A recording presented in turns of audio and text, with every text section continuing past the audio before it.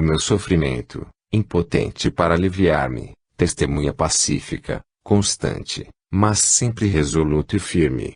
Deus abençoe essa criatura e lhe dê o conforto que a fé sabe traduzir, para que se mantenha sempre na linha da coragem, do dever e da fé, porque o seu pé seguro no caminho da fé é o alento para o meu espírito, enquanto o seu desviar para um ocaso, que eu desejo não se aproxime, muito entristeceria o meu espírito. Velo por ti, caro amigo, velo sempre, embora em espírito, mas sempre amante, sempre olhando pelo futuro e desejosa de que o teu passo seja sempre firme nesse caminho que traçou a fé. Lá me encontrarás. Deus te guie. Carmen. Preparemo-nos para o dia infalível. Meus amigos e meus irmãos, paz, sabedoria, luz, consolação do além desçam sobre todos vós. Em tão curto espaço de tempo, quantos acontecimentos se têm passado que revolucionam o vosso pensamento, que perturbam, talvez, a paz dos vossos espíritos, que agitam o vosso viver e vos tornam inquietos. A morte é sempre uma coisa que ninguém espera, no entanto, ela é infalível, a única infalibilidade que existe no plano terreno. A morte abençoada, que vem do além, mandada por Deus para que os dias terrenos tenham seu ponto final, para que as cruzes sejam depostas e a alma possa se libertar para o além. A morte que apavora tantos quantos não sabem crer, mas que, em absoluto, não faz temer a criatura que tem fé. Ah! Se os homens, se as mulheres, se mesmo as crianças quisessem se preparar para esse dia infalível que um dia surgirá pela frente, tal qual ladrão que não se espera, porque não se anuncia. Ah! Se a criatura humana se quisesse preparar para esse dia, ele não seria o espectro doloroso que é, ele não inspiraria o pavor que inspira, ele seria o dia da reabilitação, o dia almejado, porque põe ponto final ao sofrimento que amofina a criatura humana. Mas o homem quer tudo e não quer nada. Quer tudo porque só pensa na felicidade aqui além. Duas coisas incompatíveis. Quer tudo porque ele deseja sua vontade feita em absoluto. Ele deseja saúde, ele deseja paz de espírito, ele deseja abundância, ele deseja conforto, ele deseja estima, enfim, o que mais o homem deseja é ganhar este mundo e ganhar o outro. Quando se fala em sofrimento, sempre aparece o maior sofredor. Não há dor igual à sua. Ninguém padece como ele. As dores alheias, postas numa balança, não poderão jamais pesar igual a uma só das suas pequenas mágoas, quanto mais das maiores. Alegrias, o homem nunca acha que as tem suficiente. Deus lhe dá o pão certo todos os dias, o alimento, o vestuário, enfim, tudo quanto o homem necessita tem, mas não é bastante. É preciso ainda muito mais. Na vida espiritual ele também quer todos os benefícios, quer um perene dia de luz no espaço, quer gozar das altas harmonias espirituais, quer viver em completa abundância de fluidos beneficiadores. Tudo isso o homem quer.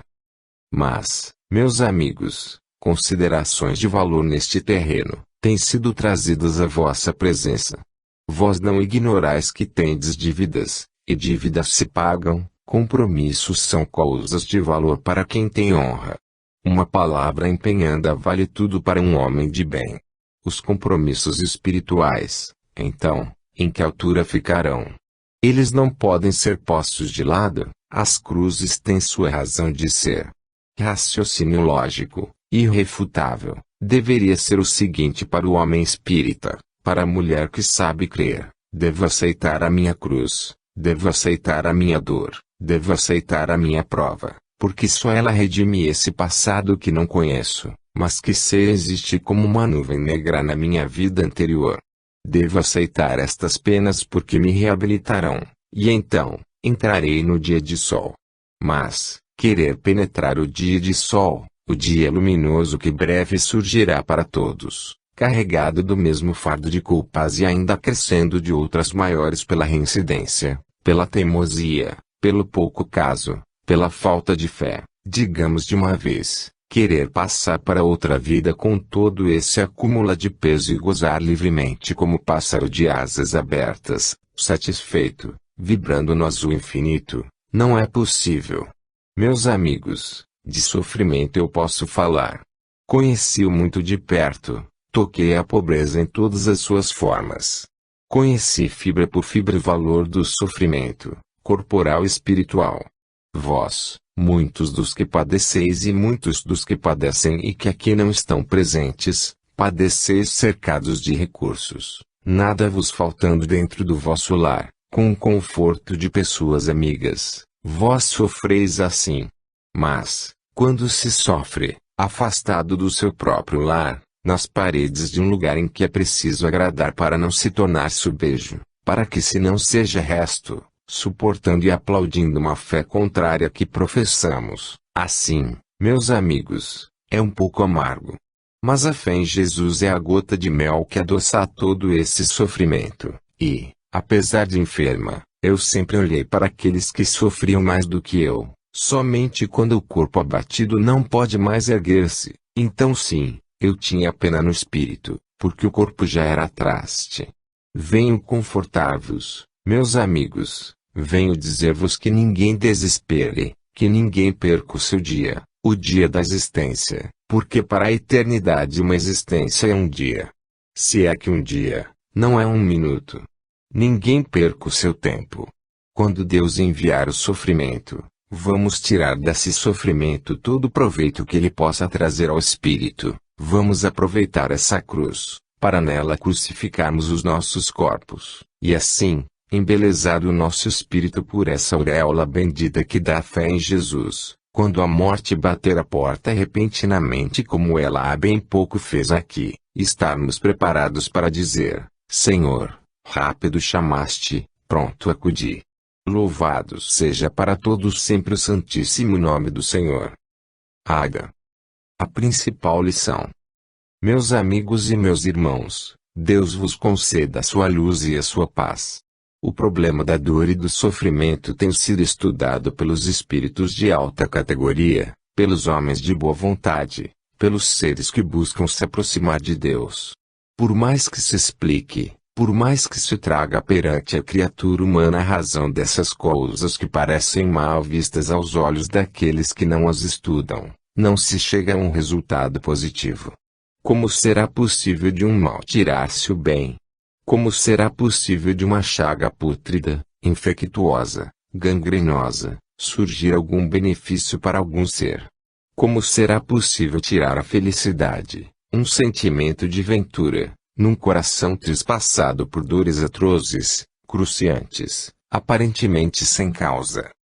Explicar essas coisas a razão humana exige, sobretudo, muita inspiração do alto. Pois bem, meus caros amigos, tudo quanto se tem dito a respeito da dor e do problema do sofrimento, não tem sido exagerado, tem sido, tão somente, a expressão cabal da verdade. A terra não é um jardim de flores, a terra, das flores só tem os espinhos, os prazeres são efêmeros, são fugídios, são passageiros, os espinhos são profundos, são verdadeiros abrolhos, que castigam alma e corpo. E Deus, em sua infinita sabedoria, não dotou a flor somente da beleza, deu-lhe também o espinho.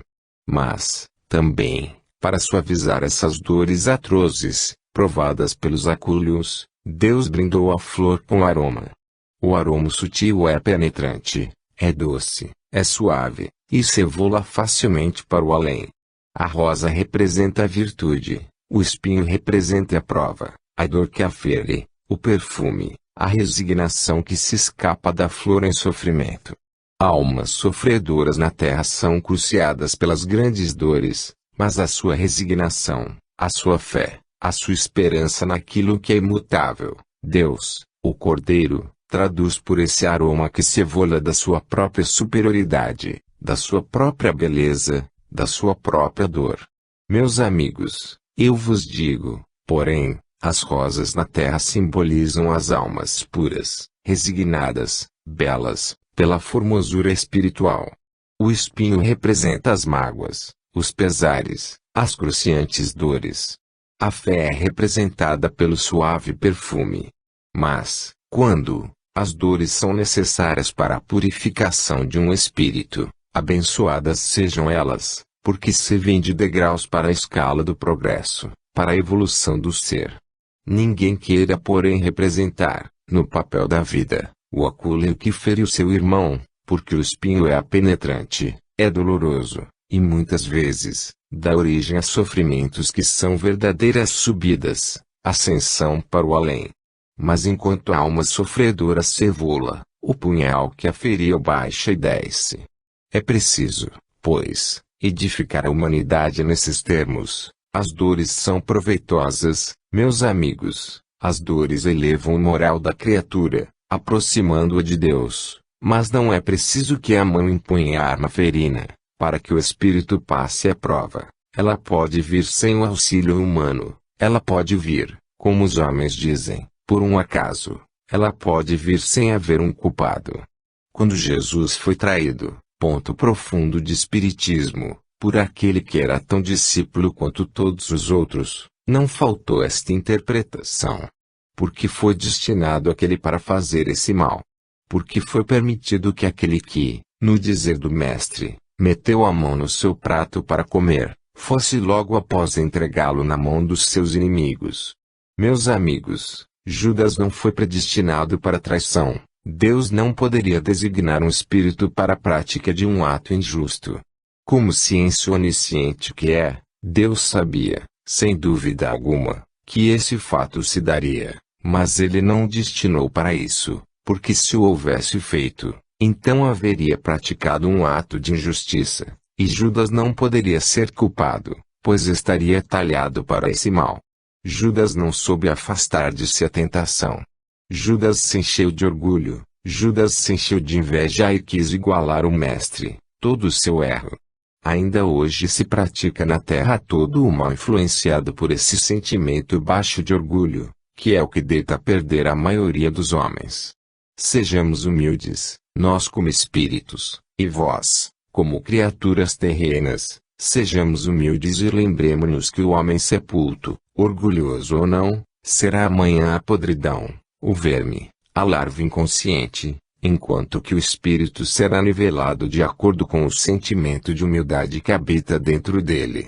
São ideias profundas, meus amigos, mas que devem calar no vosso ânimo. São ideias que vós precisais guardar e meditar sobre elas, porque as palavras que são ditas neste templo de espiritismo, não são para fazer oratória nem beleza de frase, são para edificação real dos vossos espíritos, para que possais tirar proveito, e um dia no além, quando o vosso espírito se apresentar diante dos guias amados, a quem invocais nas horas de aflição, não terdes de corar de vergonha, por haver recebido tantas lições proveitosas e não terdes assimilado a principal de todas elas, a humildade. Sede humildes, meus amigos. A ninguém torneis mal por mal. Antes, ao contrário, pedi a Deus que perdoe aqueles que vos fazem mal e orai para que saibais fazer bem a todos os homens.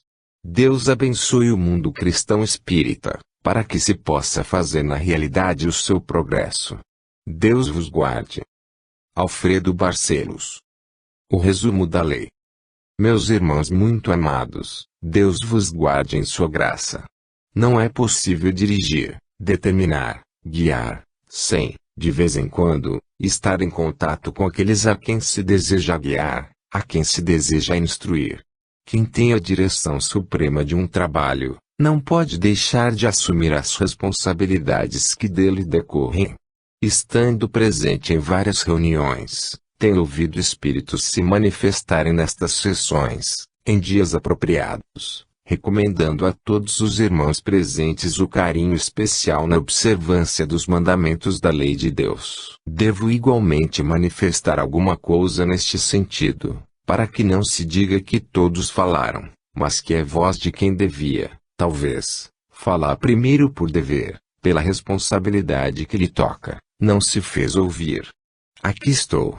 Meus amigos, o decálogo se compõe, como a palavra eu ensino, dos 10 mandamentos entregues por Deus a Moisés, por escrita direta, e, por Moisés transmitidos ao povo daquela época, para observância restrita dessas ordens emanadas do próprio Criador. O mundo recebeu, como ordinariamente recebe tudo quanto pela primeira vez escuta. Os mandamentos de Deus suportaram a análise daqueles que entenderam de assim fazer. Não houve alguém, não houve voz, por mais insensata que fosse, que lhes atribuísse o menor defeito. Nem isso podia se dar porque, partindo do Onipotente, da sabedoria divina, não podiam ter falhas. As leis de Deus escritas nas tábuas da lei, como são chamadas, foram entregues aos homens para o seu real cumprimento. Correram, porém, os tempos e o rigor daquelas épocas foi modificado um tanto, não porque a palavra de Deus merecesse corretivo, mas porque o evoluir das gentes foi permitido mais amplitude ao pensamento, mais clareza de ideias. Quando Jesus desceu a este vale de lágrimas, o nosso Mestre querido, aquele que amou como jamais ninguém amou na terra, o Mestre sábio, o Mestre filho dileto de Deus, resumiu a lei do seu Pai nos dois principais mandamentos: amar a Deus sobre todas as coisas e amar ao próximo como a si mesmo. De fato, para que se preste a obediência devida ao Criador, para que se respeite todos os seus ditames sagrados, será necessário sempre que no coração do homem habite o amor primordial, essencial, de Deus, porque se esse amor não existe vivo, vibrante, palpitante, no ser humano, essa obediência é mortal. Logo, amarás o Senhor teu Deus sobre todas as coisas, é um resumo, é uma síntese, é uma perfeição da lei. E o mandamento decorrente deste, cuja consequência é imediata, atribuída por Jesus, condensa igualmente a lei: amarás o teu próximo como a ti mesmo. Efetivamente, meus caros irmãos, quem ama o seu próximo, não o amaldiçoa naquilo que ele tem de mais sagrado. Quem ama o seu próximo, não cogita de assassinatos. Quem ama o seu próximo, não cogita de ações más, e nem tampouco procura lesar na mínima parcela de suas propriedades. Quem ama o seu próximo, não dá testemunho falso. Quem ama o seu próximo, não deseja conspurcar o seu lar, roubando a esposa querida que é o sustentáculo do homem na terra. Quem ama o seu próximo, não tem inveja das suas virtudes, compreende-as, e acha que quem pode ser bom deve ser. Quem ama o seu próximo, enfim, não peca a respeito dele na mínima parcela sequer de um mau pensamento. Vede, pois, meus queridos amigos, que vós não precisais fazer um estudo detalhado sobre a lei de Deus, porque vós a tendes elaborada para uma inteligência mais ampla, de voo mais altivo, como para a inteligência pequenina que começa a sua evolução. Amarás o teu Deus sobre todas as coisas e ao próximo como a ti mesmo. Que deseja o homem para si? Felicidade, paz, saúde, progresso, bem-estar, recursos para viver, enfim, tudo quanto possa existir de bom no plano terreno, que é o plano da terra. Pois que esse desejo vá também para o seu irmão. O homem deseja que todo o seu pecado seja perdoado por aquele que é o Pai de infinita misericórdia. O homem que aprenda também a perdoar, porque na medida com que o seu perdão se estender à criatura humana, seu irmão, também o perdão de Deus se estenderá à sua própria culpa. Em uma palavra, enfim, meus amigos, o resumo da lei é: amor. Há ainda uma porta, por onde se escapa o homem que não quer se aproximar de Deus pelos seus mandamentos. É a confusão que faz entre amor e carinho. Duas coisas, aliás, bem distintas. O carinho é o enlevo da alma pela comunhão, pelo afeto com o ser que lhe diz respeito, que afina com o seu próprio sentimento. O carinho é o que parte naturalmente da mãe para o filho em qualquer situação da sua vida. É aquele agrado sincero que se revela no olhar, que se revela no gesto, que se revela na mínima insignificância para outros, mas que para o filho tem valor que não se compara a nada. O carinho é o que tem o filho extremoso pelo pai ou pela mãe, que adora, para ministrar-lhe o remédio na moléstia, para aliviar, para ajudar o ente amado a sofrer, para ajudá-lo nas necessidades mais íntimas do ser humano. Este é que é carinho. Esse carinho é a partir do afeto especial que Deus coloca nos corações humanos, para darem desempenho a missões elevadíssimas. O amor a que se refere o Cristo é o sentimento de caridade que nós precisamos ter para convosco, e vós uns para com os outros. Pode-se amar o estranho, pode-se amar o estrangeiro que aporte as nossas plagas, pode-se amar o próximo afastado de nós, mas não se lhe pode prestar aquele carinho efusivo de um coração que ama com outro sentimento, superior a todos esses o que Jesus entende. Não façais, portanto, paralelo, meus amigos, entre o afeto que o Cristo colocou em vossos corações, e esse sentimento de amor fraterno que deve existir para com todos. Deus, em sua sabedoria, não poderia admitir essa confusão ao ser humano, amar o filho dos outros a quem não conhece tanto quanto ama seu filho que nasceu das suas entranhas. Deus não poderia fazer essa confusão, mas o que o homem precisa saber é que o carinho é estremecimento, é zelo, é ternura, é preocupação, enfim, o sangue que corre pelas veias, que responde e vibra no sangue da sua mãe, do seu pai ou do seu irmão. Este carinho é ternura, é amor. O ponto mais sensível é amar o seu próprio inimigo, o que se cumpre não fazendo mal ao ser inferior, o espírito da treva, que vos procura fazer mal e a quem vós respondeis por bem, porque o amais, porque se não o amasses, não oraríeis por eles. Mas o filho estremecido, cujo olhar triste, mal avistais, a perturbação entrou no vosso ser, é um afeto muito distinto. Amai, portanto, a Deus sobre todas as coisas e amai o próximo como a vós mesmo, e tereis cumprido a lei. João Evangelista. Uma alma simples e feliz. Deus seja louvado. Ora, uma coisa que eu acho tão simples e fazem tão complicada, meu Deus. A gente morre. Todo mundo precisa saber disso. A gente que está na terra, vivendo como homem, como mulher, morre. Querer agora viver feito homem e mulher a vida inteira, todo o tempo que o mundo é mundo, todo o tempo que o sol se levanta, se põe, e os anos vão correndo. Graças a Deus, eu já morri. Uma coisa que eu achei tão fácil. Eu já contei, cá já estive, aqui já me manifestei, já falei, disse uma porção de coisas a vocês. Que quero mais? Disse tudo quanto eu lá escutei. Mas eu digo, não sei nada, sou uma criatura simples, mas tenho dentro do meu espírito uma convicção de fé que não se acaba. Eu sei que sou um espírito, sei que tenho de viver como espírito, até que seja dada a ordem de voltar outra vez. Tudo isso eu já aprendi.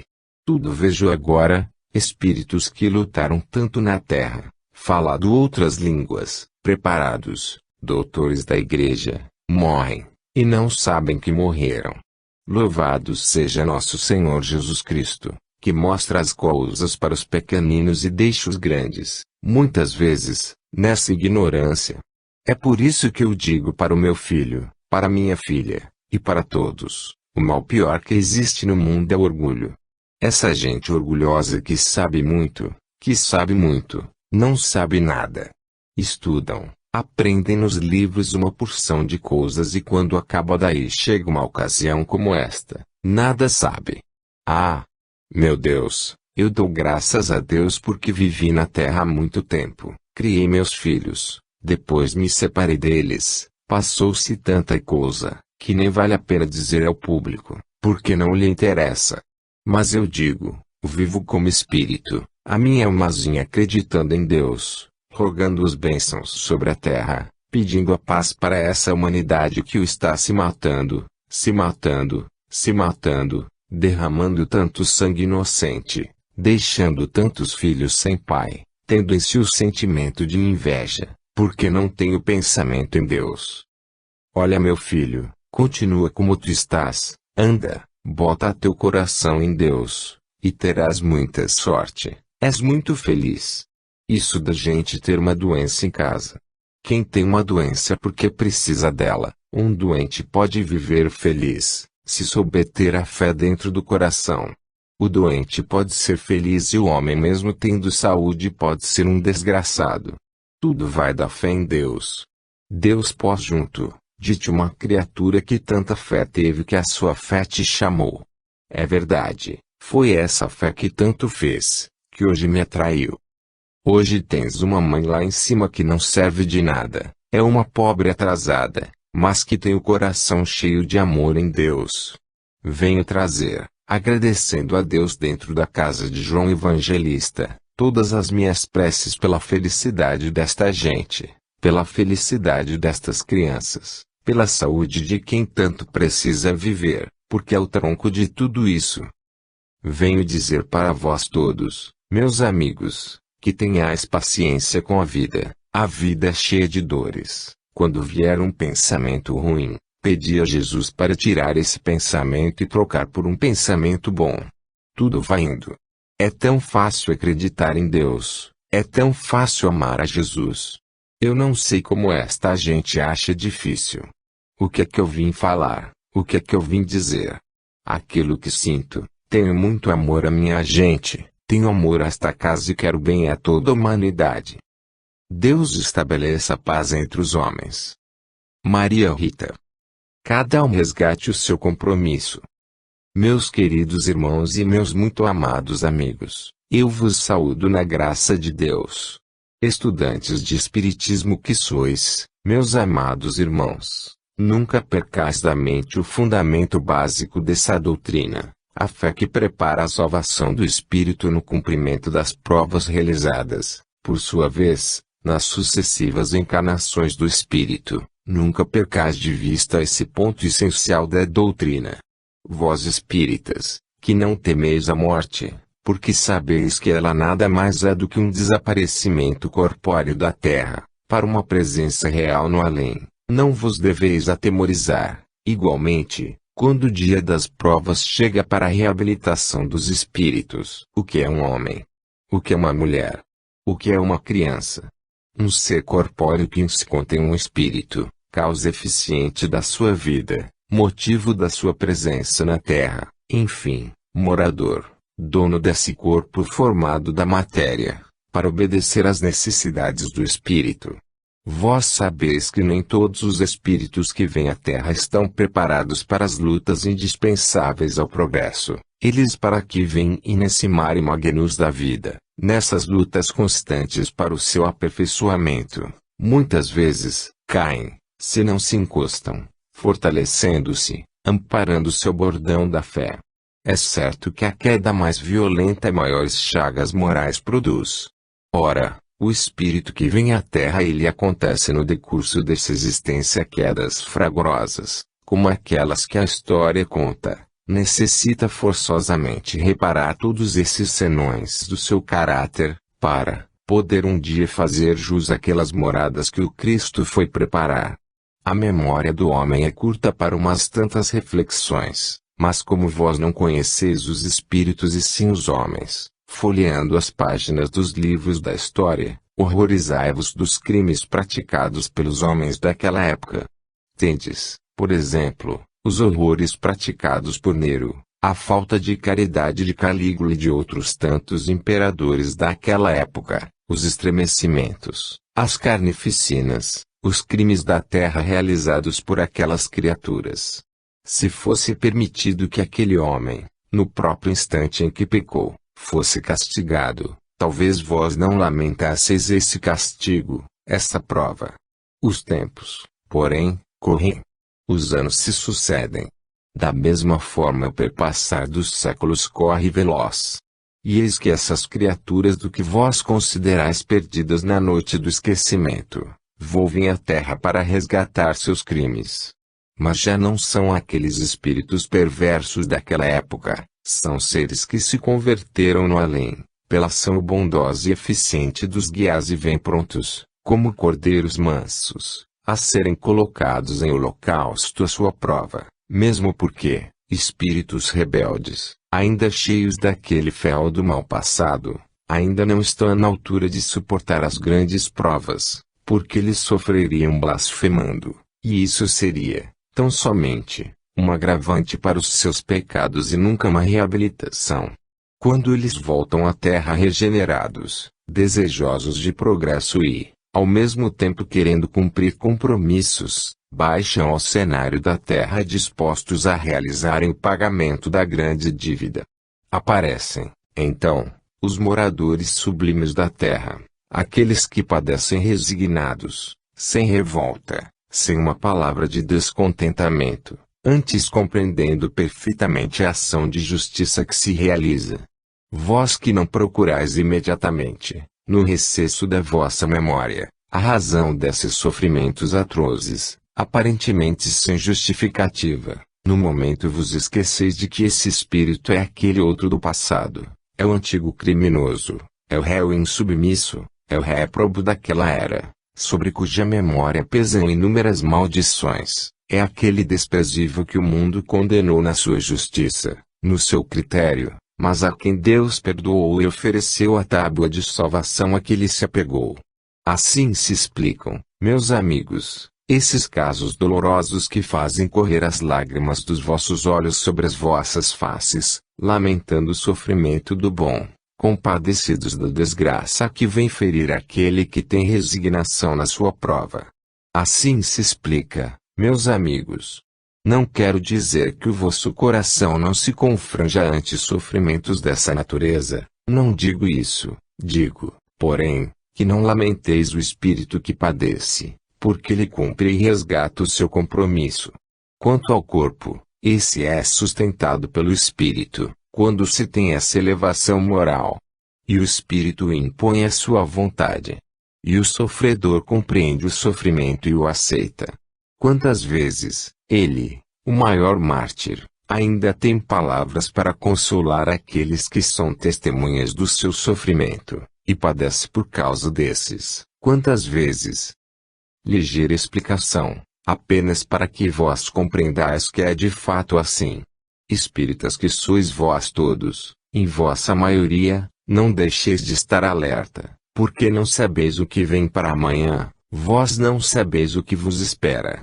Preparai-vos, pois, aceitando as grandes dores antecipadamente, porque a morte que hoje bate à porta do vosso irmão, o acidente que hoje foi ferir aquele que, talvez não conheceis, a desgraça, no destino do mundo, que penetrou no lar daquele irmão, pode amanhã também penetrar no vosso, e estará o vosso espírito preparado para receber resignadamente esse golpe que vem ferir esperanças materiais, mas que ratifica esperanças espirituais. Estareis vós nessa elevação moral que vos permita atingir essa compreensão do pensamento, essa compreensão dos decretos divinos que se cumpre. Estareis vós assim preparados. Que respondam às vossas consciências. Elas que falem, não precisam dizer algo, diga cada uma para o seu próprio dono, responda cada um por si e diga, meu Deus, eu não estou preparado ainda para compreender o valor da prova, dá-me essa instrução Senhor. Que eu possa compreendê-la e abraçá-la com o fervor de um verdadeiro cristão. Explicação que entendo necessária, devido ao peso da atmosfera que se estende sobre vós, que vos atinge, que vos entristece, que vos faz prever coisas ainda maiores do que as que estão acontecendo. Calma, meus amigos, paciência. Tudo o que Deus permite ao ser humano, seu filho, na terra, é porque está direito, é porque isso que aparentemente é mal aos vossos olhos, é um benefício para os seus espíritos. Deus vos guarde.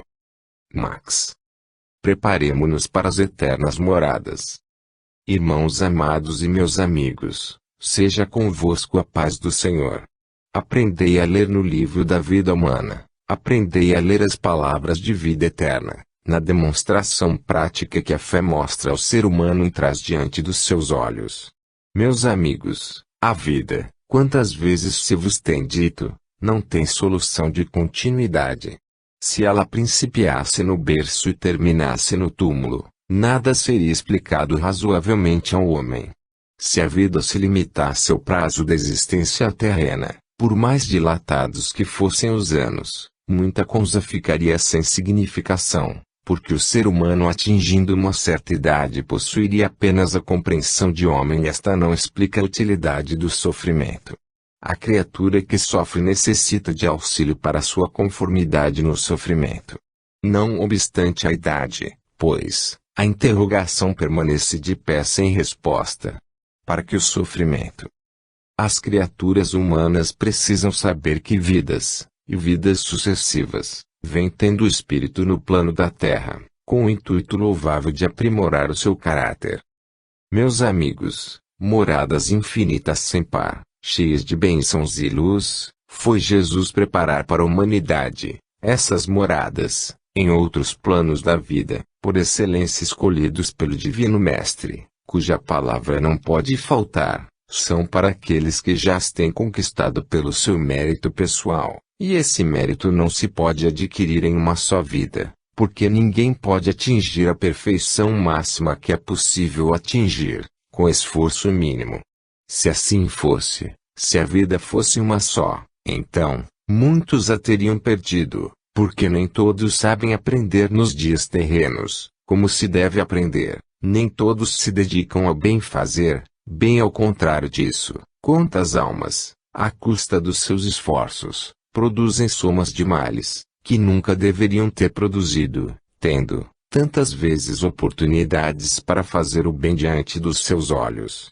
Mas aqueles que procuram ler nas entrelinhas do Evangelho encontram a razão de ser de todas as coisas, o pecado perdoado por aquele que, só ele podia perdoar e, ao mesmo tempo, a recompensa prometida por ele, aqueles que permanecessem fiéis até o fim. Tudo isso examinado, observado com critério, traz a demonstração positiva diante do olhar humano, de que o espírito tem de conquistar pelo seu esforço, pela sua própria vontade, pelo desenvolver da sua inteligência, enfim, pelo seu desejo de ser bom, em atividade de tal sorte produtiva, que venha preparar esse caminho que Jesus quer que o homem trilhe, ainda que seja ao peso da cruz. Meus amigos e meus irmãos, olhai para a natureza e vede como ela é bela e como traduz a misericórdia infinita do Criador. Olhai, também, para a humanidade, e vede quantas criaturas, agradecidas ao seu Deus, contam hinos de glória ao Salvador. Imitai essas vozes da natureza, o perfume das flores, o cantar das aves ao levante do sol, o murmúrio da brisa nas folhagens, enfim, tudo quanto é belo e louva o seu Criador onipotente e bom. Aprendei com elas, meus amigos, e sabereis compreender muita coisa que vos parece estranha, mas, sobretudo, nunca penseis que qualquer coisa que vos parece impossível esteja fora da alçada de Jesus. Não. Diante da sua poderosa voz, diante do seu eu quero, tudo se realizará, tudo desaparecerá, porque ele tem poder para fazer aquilo que o homem jamais poderá fazer. Seja, pois, louvada a misericórdia do Senhor. Sejam, pois, suplicados sobre todos os presentes, bênçãos espirituais da providência de Deus. Que assim seja. Célia. Pela paz na terra. Meus amigos e meus irmãos, Deus vos conceda a sua paz.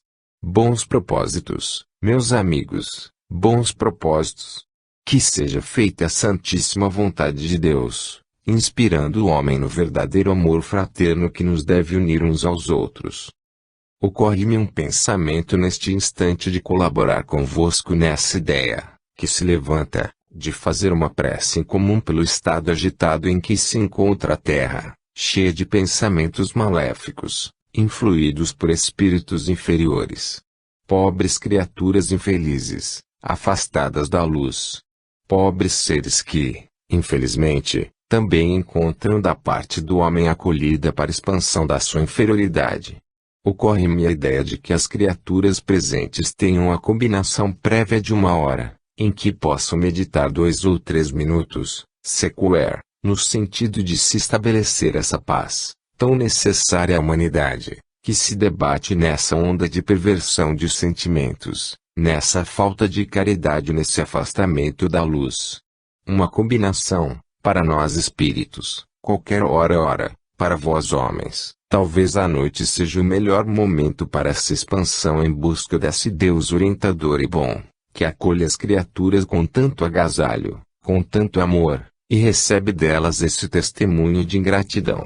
Quem sabe, meus amigos? a hora em que fordes repousar, em que o vosso corpo buscar no leito o repouso necessário às fadigas do dia, nesse momento, concentrai os vossos pensamentos. Aquele que conhece qual é o seu guia faça esse pensamento voar até ele. Aqueles que não sabem, ainda assim invoquem-no, não pelo nome, mas pelo seu protetor espiritual, que todos têm. Chamem-no e concentrem nele o seu pensamento, pedindo que o encaminhe a Jesus e rogando, por sua vez, a ele, o Mestre dos Mestres, que lance o seu olhar sobre a terra, aquele olhar pacífico, doce e bom que acalmou o mar tempestuoso naquela época, quando as ondas rebeldes ameaçavam afundar o pobre Batel, quando os discípulos inquietos acordavam-no, supondo dormindo. Pois, que esse olhar bondoso, calmo e bom, desça sobre a humanidade, para que ela pense, reflita e estabeleça paz em seu seio, essa paz que é a garantia das nações, a garantia do progresso, a garantia dos lares, o sustentáculo das famílias. Que venha essa doce paz de Jesus penetrar no seio da humanidade, deixando que os homens vivam dentro dela, tranquilos, serenos e bons. Meus amigos, o asilo espírita João Evangelista tem radiação suficiente para vos dar a todos essa consolação que esperais. Quando suplicardes uma graça e essa graça disser respeito à vida material presente, não sendo vós imediatamente satisfeitos desse pedido, que julgais justo, não desanimeis, meus amigos.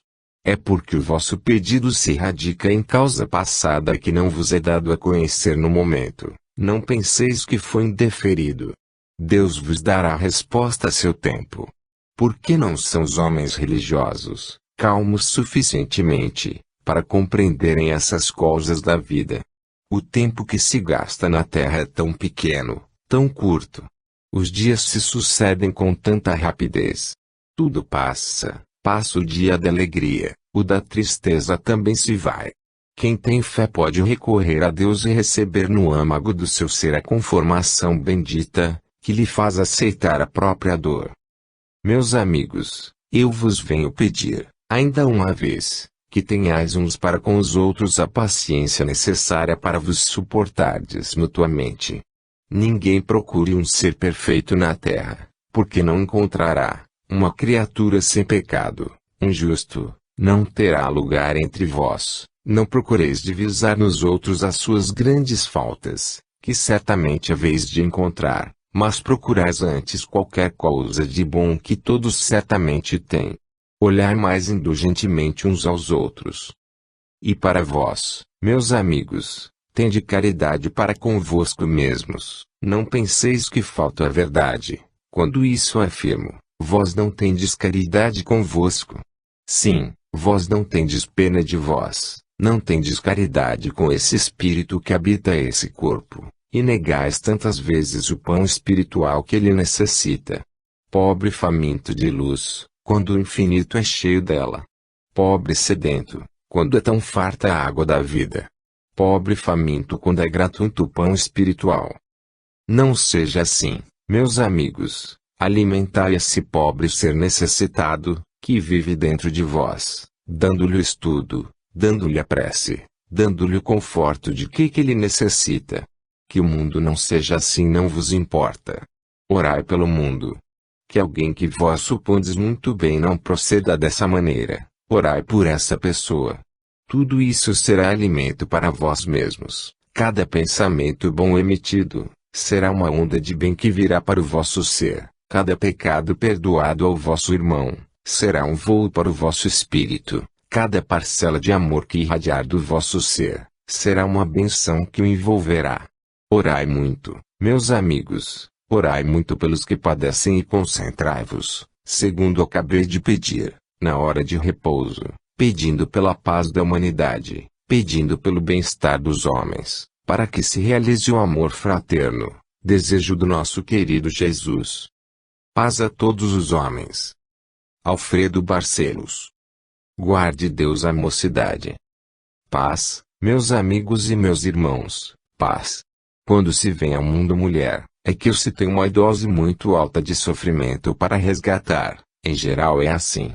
Mas quando vejo espíritos que deixam os seus corpos martirizados pela dor e partem para o além, libertos, fora desse peso hediondo que é o pecado contido à força, eu tenho dentro da alma o verdadeiro sentimento de piedade, e procuro à custa da minha própria felicidade dar um pouco de alegria a essas almas torturadas por essa mágoa trazida da última vida. De todas as espécies de sofrimento, não conheço algum mais doloroso do que este, uma criatura pura, criada no seio da sua família, com pensamentos dignos, todos eles cor-de-rosa, ambicionando um futuro feliz no meio dos seus, e se vê grosseiramente iludida. E se vê subitamente lançada no lodaçal do vício, sem absolutamente ter propensão por ele. Ser obrigada a mergulhar nessa noite indigna, escura, tenebrosa, em que o corpo é sacrificado e a alma colocada em suplício. Não conheço sofrimento igual na terra. E quando me lembro que Deus poupou tantas das nossas irmãs a essa ignomínia, quando me lembro que parti da terra embora em plena mocidade, mas graças a Deus com almas fora desse lodaçal humano, eu tenho momentos em que me prostro aos pés do Senhor, agradecendo tanta ventura que gozei, tanta felicidade na terra, a par da grande alegria no além. Minhas irmãs, sirva-vos de exemplo estas notas dolorosas que trazem os espíritos desencarnados sobre as vidas gastas na terra, e pedi a Deus todos os dias, encarecidamente, a sua proteção, o seu amparo, para as donzelas desprotegidas, por aquelas que não têm pai carinhoso e bom para fiscalizar-lhes os passos, para fortalecê-las, livrando-se desses assaltos que os homens tantas vezes lançam sobre essas criaturas indefesas, fazendo-as cometer pecados que nunca lhes passaram pela mente cometer. Orai muito, minhas amigas, pelas moças indefesas, pelas pobres que necessitam trabalhar para o seu sustento, por aquelas que são recolhidas a institutos com este, para serem guardadas da perdição. Vós pensais que numa casa como esta não vivem almas sinceras, não vivem almas virgens em corpos igualmente virgens. Vós pensais que não existe sentimento elevado, sentimentos belos, corações capazes de amar, verdadeiras futuras mães de família? Se pensais assim, meus amigos, estais em erro. O homem ordinariamente pensa que lá fora no Fausto, na grandeza, vai encontrar o que precisa para a satisfação do seu lar, da sua felicidade. Quantas vezes a Violeta se esconde num lugar como este, porque ela é tão rasteira, que se oculta para não ser vista.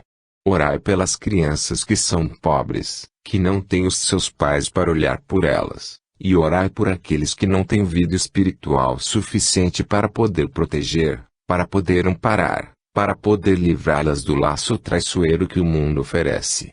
Paz seja concedida por Deus a toda a criatura humana e a toda alma bem formada e vele por todas as casas de caridade. Que assim seja. Irene. Recordando. Meus amigos e meus queridos irmãos, Deus vos conceda a sua santa paz. Nem só de pão viverá o homem, disse o Mestre Divino, Jesus, o Salvador, mas de toda a palavra que vem de Deus, palavra que edifica a alma, palavra que leva o espírito.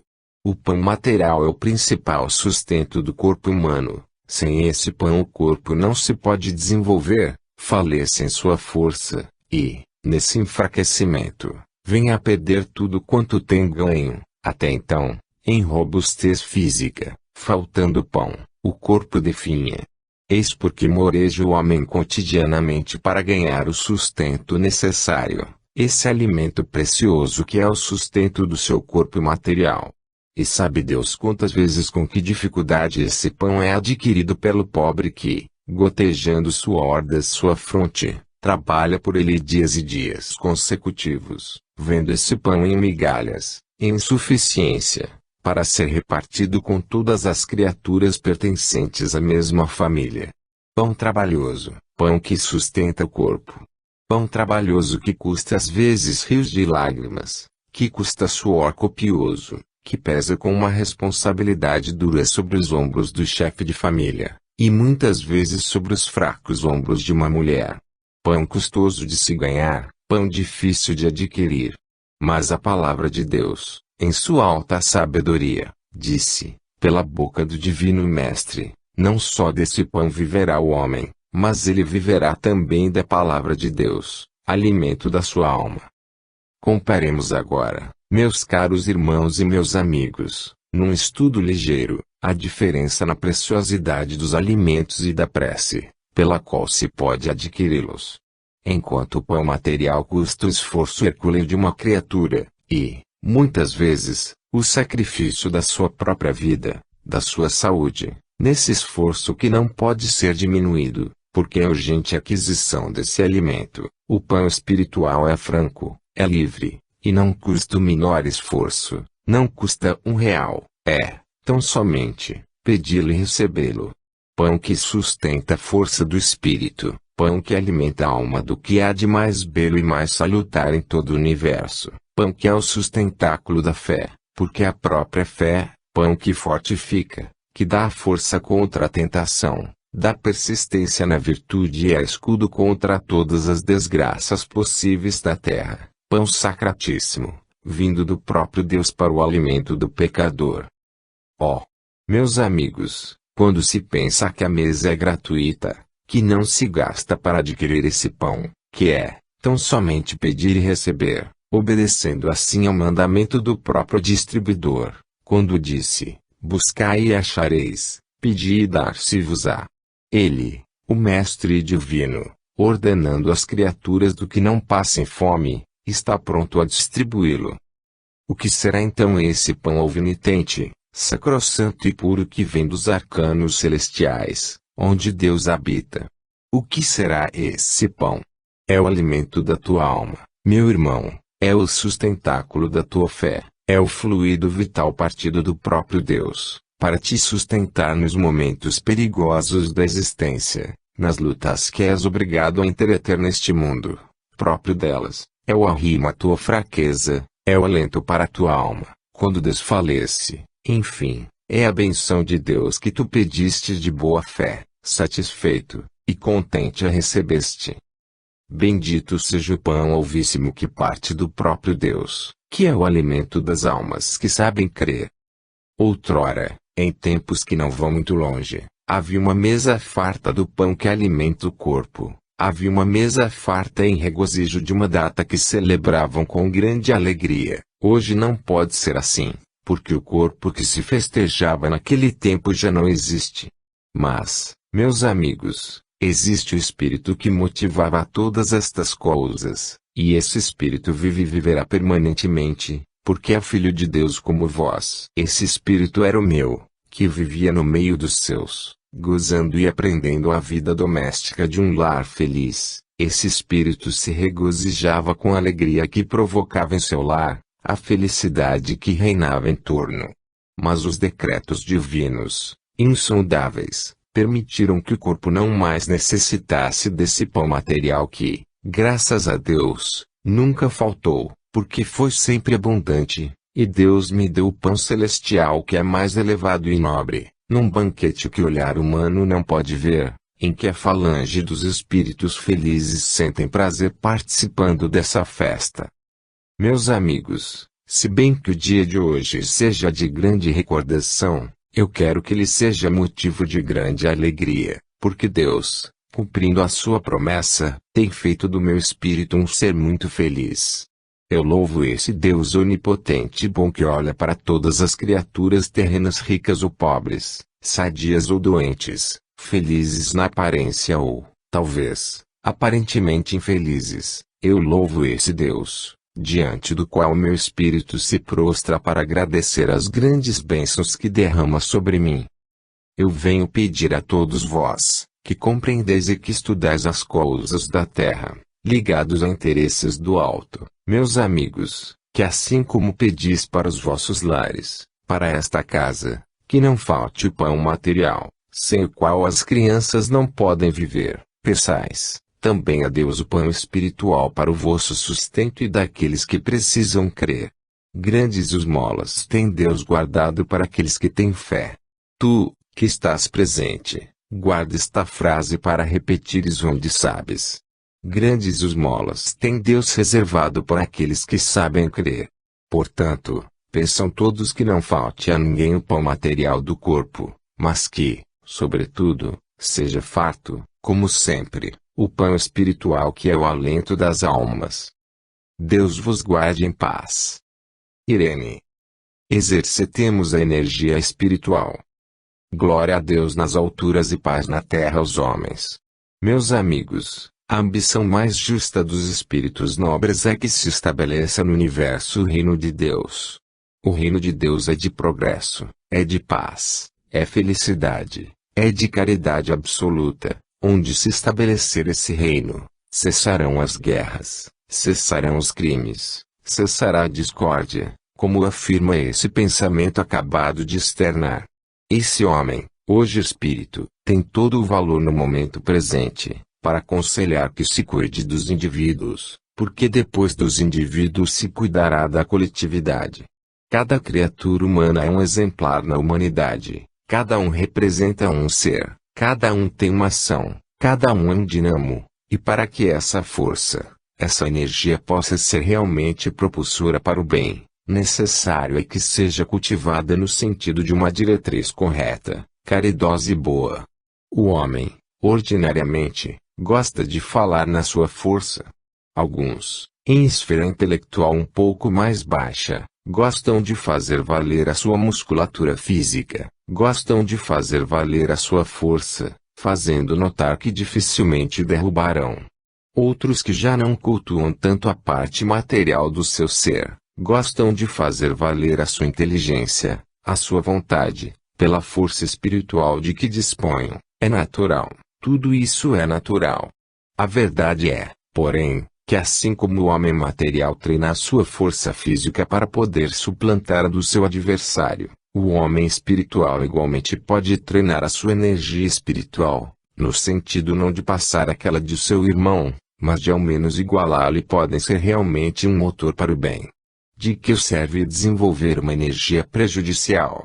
Vós vedes perfeitamente, meus amigos, a força da natureza do que é capaz, o vapor por exemplo, de que não é capaz o vapor. A eletricidade, essa força tão necessária de que os homens dispõem insuficientemente que tanto bem produz, ao menor descuido redunda em desproveito e em grandes males. Assim também a força do pensamento, se essa força se desvia da linha para onde poderia ter sido endereçada, grandes desastres morais poderão sobrevir. Vede o sábio no seu gabinete de estudo, ele pensa, reflete, estuda, amadurece planos, faz experiências e acaba realmente conseguindo alguma coisa no terreno a que se dedica. Assim, o homem espiritual deve também meditar, refletir e procurar fazer com que a sua energia espiritual realize qualquer coisa de bom, de proveito. Meus amigos, perante a fé não há impossíveis, certificai-vos dessa verdade. A fé, no dizer do Divino Mestre, transpõe montanhas, e vós sabeis que o Cristo não queria se referir a montanhas de pedra, Deus se referiu, neste instante, a esse grande obstáculo que o homem não pode transpor sem dificuldade, e sim, com auxílio divino. Pois bem, o auxílio da fé, a grande força do Cristo, tem capacidade para as grandes realizações. Mas vós, meus amigos, quantas vezes estragais essa força porque contaminais de pensamentos que lhes são contrários?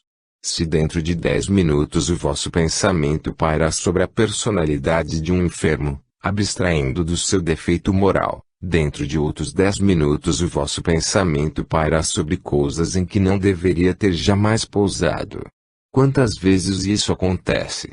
Ora, meus amigos, eu sou de opinião que todos os crentes espíritas, procurando a força que vem da além, preparem os seus organismos para recebê-la.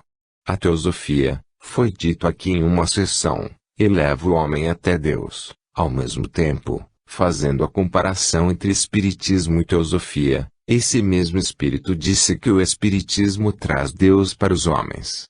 Eu assisti e achei muito acertada essa definição. Enquanto que a teosofia eleva os homens a Deus, espiritismo traz Deus para os homens. E assim foi, porque Jesus Cristo veio de lá para os homens, nivelou-se a eles e lhes deu a sua ciência, que eles não quiseram receber. Pois o Espírito aqui sabe que pela fé se podem abrir canais espirituais, para derramar